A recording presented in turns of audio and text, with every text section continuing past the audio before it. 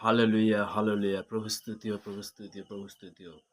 Thank you Jesus best Lord. প্রভু তোমার অসংখ্য ধন্যবাদ করি পিতা। তোমার মহান প্রশংসা করি পিতা। আজকের বিশেষ করে তোমার চরণ তলে আসতে পেরেছি পিতা। সর্বশক্তিমান ঈশ্বর পিতা, তোমার মহানামে ধন্যবাদ করি পিতা। স্বর্গ পিতা সিংহাসন পৃথিবীর পাদবীর তোমার চরণ তলে নিয়ে আসো পিতা গো। তোমাকে অসংখ্য ধন্যবাদ করি পিতা। আজকের বিশেষ করে কি বাক্য ভোজন নিচ্ছে পিতা, তুমি তো বলবে আমি তো নয় পিতা। পিতাকে সর্বদা এই মুহূর্তে এই প্রার্থনা জন্য অসংখ্য ধন্যবাদ করি পিতা। পিতাকে সর্বদা মাথা থেকে পায়ের তালু পর্যন্ত চোখ কান মুখ বডি হার্ট পেশি গুপ্ত সলাশ কভারিং করে পিতাকে সিধে প্রাণাত পলাশ কভারিং করে পিতা। পিতা পুত্র পবিত্র আত্মা নাম থেকে চালাম। পিতাকে সর্বদা আজকের বিশেষ করে যেই মুহূর্তে উপস্থিত হতে পেরেছি পিতা, আজকের বিশেষ করে বাংলা এবং হিন্দি ভোজন হবে এবং প্রার্থনা হবে বাংলা এবং দুটো মিক্সিং। হালেলুয়া। সর্বশক্তিমান ঈশ্বর পিতা, তোমার মহানামে ধন্যবাদ করি পিতা। পিতাকে সর্বদা আজকের এই মুহূর্তে তোমার নাম আগে রেখে, তোমার একমাত্র পুত্র সেই মহান যিশুর নাম আগে রেখে পিতা গো, আজকের আমি সেবা স্টার্ট করছি পিতা। তোমার আশীর্বাদে সেই সেবা আমি স্টার্ট করছি পিতা। তো আমার তো কোনো ক্ষমতা নয় পিতা, তো তেমনি সর্বদা इस टाइम में एक आराधना में जाएगा हम लोग। हालेलुया, प्रभु स्तुति हो। स्तुति आराधना ऊपर जाती है, आशीष लेके नीचे आती है। स्तुति आराधना ऊपर जाती है, आशीष लेके नीचे आती है। प्रभु हमारा कितना महान, देखो हमसे करता है प्यार। हालेलू हालेलूया, हालेलू हालेलूया, हालेलू हालेलूया। स्तुति आराधना ऊपर जाती है, आशीष लेके नीचे आती है। प्रभु हमारा कितना महान, देखो हमसे करता है प्यार। हालेलू हालेलूया, हालेलू हालेलूया, हालेलुया। प्रभु स्तुति हो, प्रभु स्तुति हो। পিতা পুত্র পবিত্র আত্মা নাম থেকে চালাম। Amen, amen, amen, amen. তো খুবই সুন্দর যে আমাদের যে রাজাদের রাজা সেই প্রভু যিশু, যে আমাদের জন্য বলতে কি যে বহুত কি করেছে, মেহনত করেছে, বহুত কষ্ট করেছে। তো তিনি কি কুশে পর্যন্ত গেছে শুধু আমাদের পাপের জন্য, তাই না? তো পাপীদের জন্য কিন্তু তার একমাত্র পুত্র, তার মহান যিশু দ্বারা আমরা অনেক আগে থেকেই বলতে কি তার নাম যখন আমরা জপ করি, তার নামে যখন আরাধনা করি পিতা পুত্র পবিত্র আত্মা নামে, তখনই বলতে কি আমাদের জীবনে বড় বড় অলৌকিক কাজ দেখতে পাই। হালেলুয়া। তো নেক্সট ভজনে যাব। তো মহিমা মহিমা তোমারি মহিমা, মহিমা মহিমা তোমারি মহিমা। ও প্রভু গো, তুমি আমায় ভালোবেসেছো। ও প্রভু গো, তুমি আমায় ভালোবেসেছো। ভালোবাসার বিনিময়ে জীবন দিয়েছো, রক্ত দিয়ে আমায় কিনে নিয়েছো। ভালোবাসার বিনিময়ে জীবন দিয়েছো, রক্ত দিয়ে আমায় কিনে নিয়েছো। প্রভু গো, তুমি আমায় ভালোবেসেছো। মহিমা মহিমা তোমারি মহিমা, মহিমা মহিমা তোমারি মহিমা। ও প্রভু গো, তুমি আমায় ভালোবেসেছো। পাপের সকল বোঝা তুলে নিয়েছো, সন্তান বলে আমায় আপন করেছো।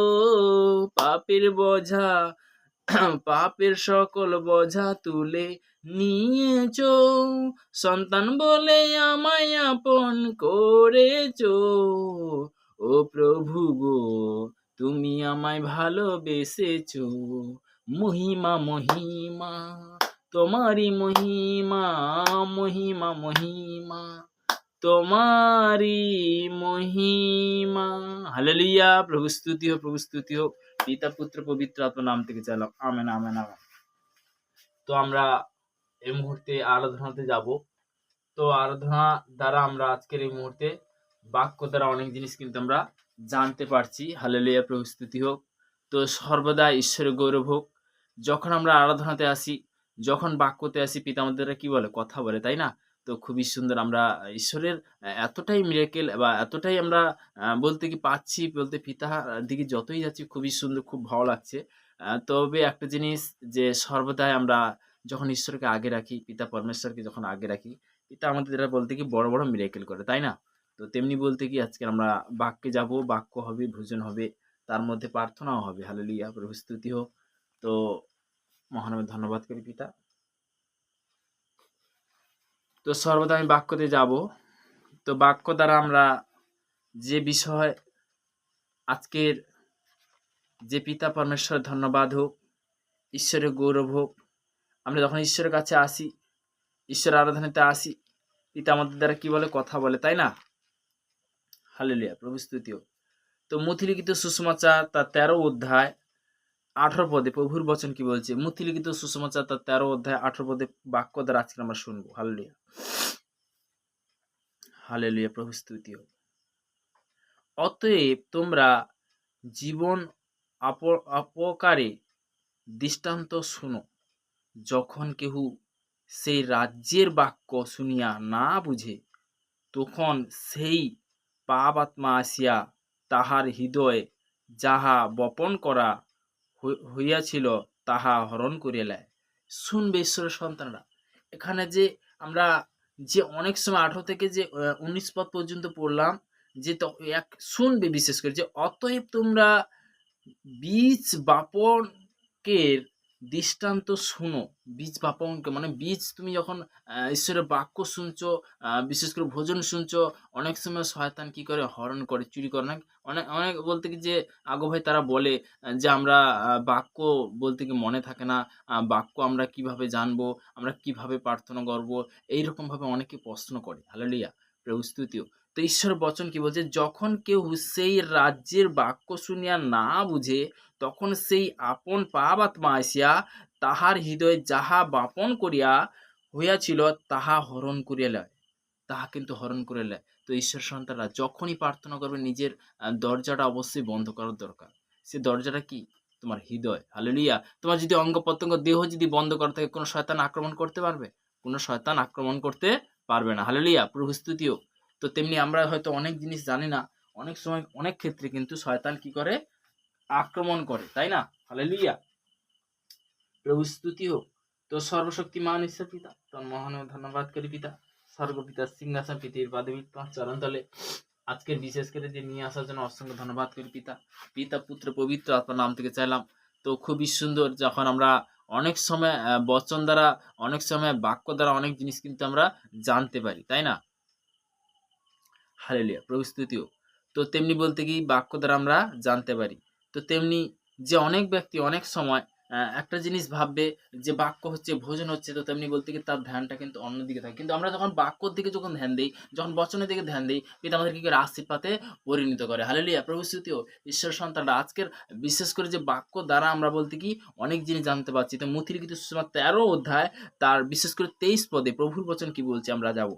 আর যে উত্তম ভূমিতে উত্তম উক্ত ও সেই বাক্য শুনিয়া তাহা বুঝে সে বাস্তব কি ফলবান হয়। এখানে কি বলছে? যে বাক্য শুনিয়া, যে বলতে কি তা শুনে যে পালন করে, সে কি বলছে এখানে? কি বুঝিয়া বলছে শুনিয়া তাহা বুঝে সে বাস্তব কি ফলবান হয়, এবং কতক কতক শত গুণ, কত 60 গুণ, কত 30 গুণ, কত কি 30 গুণ 30 গুণ ফল দেয়।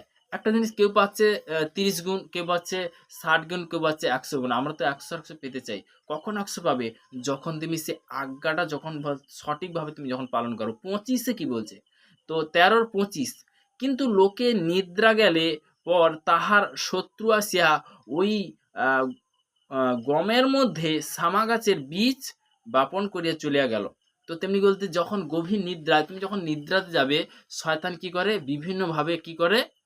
যে শয়তান বিভিন্নভাবে বলতে কুচিন্তা, ব্যভিচার, এই যে আত্মা, এই সকল জিনিস কি করে তোমার জীবনে দিয়ে চলে যায়। তখন বলতে কি যে সর্বদা তুমি যে প্রার্থনাতেও আসতে পারো না।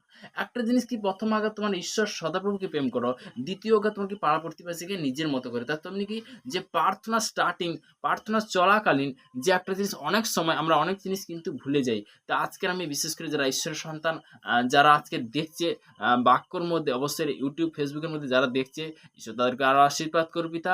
আমরা প্রার্থনাতে যাব। সর্বশক্তিমান ঈশ্বর পিতা, তোমার মহান নামে ধন্যবাদ করি পিতা গো। ভারতবর্ষের বিভিন্ন প্রান্তে যে সকল সন্তানরা আজকে দেখছি পিতা গো, যে কাজের মধ্যে, গভর্নমেন্ট জবের মধ্যে, আমি সবার জন্য প্রার্থনা করছি পিতা গো, তাদেরকে তুমি আশীর্বাদ করো পিতা। তুমি কৃপাবান ঈশ্বর পিতা, তুমি মঙ্গলময় ঈশ্বর পিতা, সর্বশক্তিমান ঈশ্বর পিতা গো। সর্বদা অ্যাডভান্স পিতা তোমার চরণতলে আসতে পারে, অ্যাডভান্স এই শিক্ষা যেন নিতে পারে পিতা। তুমি আশীর্বাদ করো পিতা গো। এ হাত তোমার আছে পিতা গো, এ বারকাত বলা চাঙ্গা ভালো আসে কভার ঈশ্বর পিতা পুত্র পবিত্র আত্মার নাম থেকে ছিলাম, আমেন। তো সর্বদা আমি এই মুহূর্তে প্রার্থনা করলাম কেন, অবশ্যই আপনারা যে বচন দ্বারা, বাক্য দ্বারা অবশ্যই জানো, না জানলে কোনো কিছু হবে। তো তেমনি বলতে কি ঈশ্বরের বাক্য খুবই প্রয়োজন আছে, আপনাদের ঈশ্বরের বাক্য খুবই প্রয়োজন আছে। কেননা আমরা অনেক সময় বলতে কি যে শামা গাছের, আজকে কেন বলছি যে এখানে বলছে শ্যামা ঘাসের দৃষ্টান্ত দ্বারা, বলতে কি যে শ্যামা গাছের বিষয় অবশ্যই বলতে কি যে এই বিপরীত সাইডে আছে। তো তেমনি বিভিন্নভাবে কিন্তু ছোট ছোট কিন্তু অক্ষরে লেখা আছে, ওইগুলো ধ্যান দেবে যে বিষয়গুলো কি। তো তেমনি বীজ বাপদের দৃষ্টান্ত, তো তেমনি বলতে কি এখানেও লেখা আছে 13 মানে 4। তো তেমনি বলতে এইভাবে এগুলো মানে কি ধ্যান দিতে হবে। তো শয়তান বলতে কি আমরা জানলাম যে মথিলিখিত সুসমাচার তার 13 অধ্যায় 25 পদে প্রভুর বচন কি বলছে, যে এইভাবে শয়তান কি করে হরণ করে। কিন্তু লোকের নিদ্রা গেলের পর তাহার শত্রু আসিয়া ওই গমের মধ্যে শামা গাছের বীজ বপন করিয়া চলে গেল। তো তেমনি বলতে কি যে গভীর নিদ্রা, তো নিদ্রা যখন যাবে, তো তেমনি বলতে কি আমরা অনেক সময় প্রার্থনা করতে ভুলে যাই। তো তেমনি বলতে কি তখনই কিন্তু শয়তান কি করে আক্রমণ করে। সে তো মিথ্যাবাদী, সে তো কুচিন্তা দেওয়ার জন্য প্রস্তুত হয়েছে। সে বলতে কি বিভিন্নভাবে বলতে কি শয়তান আটাক করে। তো তেমনি বলতে কি যে আমরা সত্যি কথা বলতে কি ঈশ্বরের বাক্যতে আশা তো দূরের কথা, অনেকে কিন্তু ঈশ্বরকে দোষারোপ করে। আমরা যেন ঈশ্বরকে দোষারোপ যেন না করি। তোমার নিজের দোষটা দেখছো না, কিন্তু আমি পিতাকে পাওয়ার পরে কি পেলাম, আমি পিতাকে পাওয়ার পরে ধরে যদি আমার সেই দুঃখ আসে, হালাত আসে, আমি কি পেলাম? আরে তোমার যে ভুলটা তুমি ধরছো না। একটা জিনিস কি, ঈশ্বর কোনোদিন কাউকে কোনোদিন কোনো ব্যক্তিকে দোষ দেয় না। ঈশ্বর সবসময় চায় যে আমার সন্তান যেন সুন্দর থাকে, সুরক্ষিত থাকে। তো তেমনি বলতে কি আজকে পিতা, পুত্র, পবিত্র যে দৃষ্টান্ত দ্বারা আপনারা অবশ্যই লিখে নিতে পারো, এই শিক্ষাটা যে পাচ্ছ অবশ্যই লিখে নিতে পারো। তো তেমনি বলতে কি মথিলিখিত সুসমাচার তার 13 অধ্যায় 31 পদে, আবার বলছি মথিলিখিত সুসমাচার 13 অধ্যায় 31 পদে প্রভুর বচন বলছে যে 31 থেকে 32 লিখে নিতে পারো। তিনি আর এক দৃষ্টান্ত দ্বারা, কি বলছে, দৃষ্টান্ত দ্বারা তাহাদের কাছে উপস্থিত করিলেন, কহিলেন স্বর্গের রাজ্যে এমন একটি সরষা দানার তুল্য, যাহা কোনো ব্যক্তি লইয়া আপনার ক্ষেত্রে আপন আপন করিল, সকল বীজের মধ্যে ওই বীজ অতি ক্ষুদ্র, কিন্তু বাড়িয়া উঠিলে পর তাহা শাখা হইতে বড় হয়, এবং এমন বৃক্ষ হইয়া উঠে যে আকাশের পক্ষীগণও আসিয়া তাহার শাখা বাস করে। তো তেমনি বলতে কি যে সব থেকে বড় জিনিস, যে আমরা অনেক সময় মসীয় ব্যক্তি, ঈশ্বরের সন্তান যেন আমরা না পিছিয়ে যাই। যে কোনো জিনিস যখন একটা সরষা দানা বলতে কি ছোট্ট বীজ, কিন্তু সেইটা যখন বলতে কি যখন গাছ হয়, বলতে কি সেটা বলতে কি যখন ফুটে হয়, তখন বলতে কি খুব দ্রুত হয়। তো তেমনি বলতে কি যেখানে দৃষ্টান্ত দ্বারা বোঝাচ্ছে যে কোনো ব্যক্তি যে সরষার দানা নয় যদি বিশ্বাস করে, পরমেশ্বর পিতার বাক্যকে যদি বিশ্বাস করে, সে কোথা থেকে কোথায় নিয়ে যাবে সে ভাবতে পারবে না। হালেলুয়া, প্রভু স্তুতিও। পিতা হলো দয়ালু পরমেশ্বর। তো তেমনি বলতে কি আজকের থেকে আমরা প্রার্থনাতে যেন না ভুলি, আমরা বাক্যতে আসতে যেন না ভুলি, পিতার আশীর্বাদ যেন না নিতে ভুলি। তো তেমনি বলতে কি প্রভাতে পিতা বাক্য শুনে, প্রভাতে প্রার্থনা শুনে। তো তেমনি বলতে কি প্রভাতে ভোরবেলা যখন আমরা ঈশ্বরের কাছে আসি, ঈশ্বর আরাধনাতে আসি, পিতার বাক্যতে আসি, পিতা পরমেশ্বরের ধন্যবাদ হোক, পিতা কি করে আশীর্বাদে পরিণত করে। আজকে সব থেকে বড় জিনিস, আমরা অনেক ব্যক্তি আছি, আমরা অনেক জিনিস কিন্তু জানি না। আজকে আমরা জানতে পারছি গীত সংগীতা বিশেষ করে তার 51 অধ্যায় 1 পদে প্রভুর বচন কি বলছে, হে ঈশ্বর তোমার দয়ার অনুসারে আমার প্রতি কৃপা করো, আমার করুণা বহুল্য অনুসারে আমার অধর্ম সকল মার্জনা করো। আরে তুমি যে অধর্ম কাজ করছো, তুমি যে দোষ করছো, সেটা কিন্তু তুমি ধরছো না।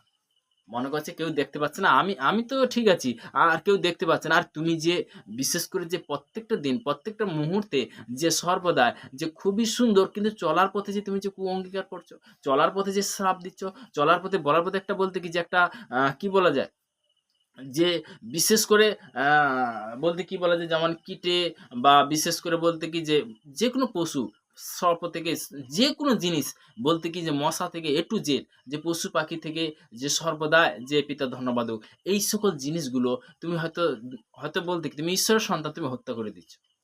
কিন্তু সে পাপটা কে নিবে? হালেলুয়া! একটা জিনিস কি, লাস্ট প্রার্থনা হলো রাত্রের প্রার্থনা, যে পিতা, পুত্র, পবিত্র, আমি যে না জানতে পিতা, বিশেষ করে তোমার বাক্য দ্বারাও বলেছে দেখো, যে ২য় বংশাবলী তার ৭ হতে ১৪ পদে প্রভু তোমার বচন বলেছ, যে আমার প্রজারা যাহার নাম করিতে আসে তাহাদের নম্র হয়ে প্রার্থনা করে এবং আপনাদের কুপথে ফিরে আমি স্বর্গ হইতে আসিব তাদের পাপ ক্ষমা করব। সে পাপ তুমি ক্ষমা করো। আমি আজকের হয়তো না জানতে পিতা গো, হয়তো কোনো জীবজন্তুকে আমি হত্যা করেছি বা মুখের মধ্যে অঙ্গীকার করেছি পিতা, সর্বদা সে আমার ফ্যামিলি হতে পারে, সে হয়তো আত্মীয়স্বজন হতে পারে পিতা গো, সর্বদাই যে আজকের যে সমস্ত ভার আমি তোমার চরণে সমর্পণ করলাম এবং পাপ অনাচার ব্যবচার তোমার চরণে আমি সমর্পণ করলাম এবং সারেন্ডার করলাম, তুমি ক্ষমা করলে যিশুর নামেতে। আমার বিশ্বাস পিতা, যখন পিতার কাছে নত হব, পিতার কাছে আসবো, প্রভুকে বলবো যে প্রভু আমি হয়তো আজকে হয়তো ভুল করেছি পিতা, তুমি আমাকে ক্ষমা করো, তুমি আমাকে মার্জনা করো পিতা, কেননা আমি না জানতে হয়তো বলেছি পিতা গো, আমি না জানতে হয়তো মানে আমি বলতে চাইনি, কিন্তু দুষ্ট কি করছে, আমার মুখ থেকে অঙ্গীকার করেছে, সেই বলতে কি যে অহংকার আত্মা দূরে যিশুমতে, কুচিন্তা আত্মা দূরে যিশুমতে, ব্যভিচার আত্মা দূরে যিশুমতে, আউট যিশুমতে, আই হেট, আমি ঘৃণা করে যিশুমতে, তুই শয়তান, তুই বেরা যিশুমতে, আমার শরীর থেকে বেরা, আমার ফ্যামিলির থেকে বেরা, আমার সন্তানের থেকে বেরা, আমার স্বামী থেকে বেরা, আমার স্ত্রী থেকে বেরা, যিশু নামতে, আউট যিশু নামতে, কাম আউট যিশু নামতে। সর্বদাই তুমি যখন এইভাবে অঙ্গীকার করবে, ডিক্লার করবে যিশু নামতে, তখন বলতে ওর মধ্যে থাকতে পারবে? ওর মধ্যে থাকতে পারবে না। অন্তর থেকে বলতে কি তুমি তার জন্য প্রার্থনা করো। সবথেকে বড় জিনিস কি, যে অন্তর থেকে প্রার্থনা পিতা শুনে, পবিত্র আত্মা দ্বারা বাক্য দ্বারা কিন্তু পিতা শুনে। জোরে, জোরে প্রার্থনা করার কোনো প্রয়োজন নেই। তুমি যে অন্তর থেকে প্রার্থনা করো পিতা, তখন কি করবে? আশীর্বাদ পরিণত করবে, ফলে ফলবান করবে। হালেলুয়া! প্রভু স্তুতি হোক। তো ঈশ্বর সন্তানরা, তো তেমনি আজকের বিশেষ করে যিশায়া তার ৫৫ আমরা অনেক সময় প্রার্থনা করার বলতে কি যে নির্দিষ্ট টাইমটা আমরা অনেক সময় ভাবি, কিন্তু যেকোনো টাইমে তুমি কি প্রার্থনা করতে পারো, যেকোনো টাইমে তুমি প্রার্থনা করতে পারো। প্রভুর বচন কি বলছে? ৫৫ অধ্যায় তার ৬ পদে, সদাপ্রভু অন্বেষণ করো যাবৎ তাহাকে পাওয়া যায়। যাবৎ তাহাকে পাওয়া যায়। তুমি যেকোনো স্থানে পিতাকে আহ্বান করতে পারো। তাহাকে ডাকো যাবৎ তিনি নিকটে থাকেন। তো দুষ্টু আপন পথ, ধার্মিকতা আপন পথ সংকল্প ত্যাগ করুক এবং সে সদাপ্রভুর প্রতি ফিরে আসুক, তিনি তাহার প্রতি করুণা করিবেন।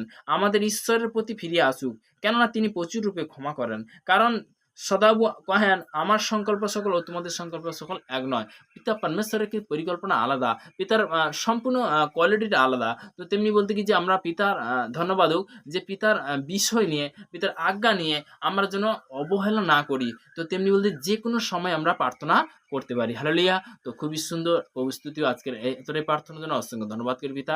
আমরা লাস্ট প্রার্থনা এই মুহূর্তে যাব। সর্বশক্তিমান ঈশ্বর পিতা, তোমার মহানামে ধন্যবাদ করি পিতা। আজকের এই প্রার্থনা দেওয়ার জন্য প্রভু গো প্রভাতে তোমাকে অসংখ্য ধন্যবাদ করি পিতা। কারণ তুমি ধন্যবাদ পাওয়ার যোগ্য, তুমি প্রশংসা পাওয়ার যোগ্য পিতা গো। এই মুহূর্তে বিশেষ করে হাসপাতালে বেডরুমে যে সকল সন্তানরা পীড়িত অসুস্থ ব্যক্তি পড়েছে, তাদের জন্য প্রার্থনা লাস্টে কভারিং করে পিতা। পিতা গো সর্বদা এই মুহূর্তে আর প্রার্থনা করছি পিতা গো, যে সকল সন্তানরা দেশ বিদেশের মধ্যে, যে ট্রাফিকের মধ্যে, যারা বিশেষ করে গাড়ির মধ্যে বা বিশেষ করে যে অবস্থায় রয়েছে পিতা গো, তাদের জন্য প্রার্থনা করছি পিতা গো। সে স্থল ভূমির মধ্যে হোক, সমুদ্রের মধ্যে হোক, যে স্থানে দেখছি পিতা গো, তোমার ব্লাড শো কভার করো পিতা, তুমি সুরক্ষিত রাখো পিতা গো। তাদের মধ্যে গুড নিউজ নিয়ে আসো পিতা গো, তাদেরকে আশীর্বাদ করো পিতা গো। আজকের এই মুহূর্তে পিতা গো, তারা যে শুনছে পিতা গো, তার ফ্যামিলিকে তুমি আশীর্বাদে পরিণত করো পিতা। পিতা গো সর্বদা তাদের সঠিক শিক্ষা, জ্ঞান বুদ্ধি দাও পিতা গো, তাদেরকে তুমি কন্ট্রোল করো পিতা। আমার ভারতবর্ষে বিশেষ করে মন্ত্রী মহল থেকে, প্রশাসনিক থেকে আমি সবার জন্য প্রার্থনা লাস্টে কভারিং করে পিতা গো। সে ইন্ডিয়ান সৈনিকের জন্য প্রার্থনা করছি। আমার ভারতবর্ষের বিভিন্ন প্রান্তের বিশেষ করে পিতা গো, যে যারা আছে পিতা গো, প্রত্যেকটা কাস্টের মানুষ রয়েছে পিতা গো, হিন্দু, মুসলিম, খ্রিস্টান, জৈন, বুদ্ধ, আমি সবার জন্য প্রার্থনা করছি।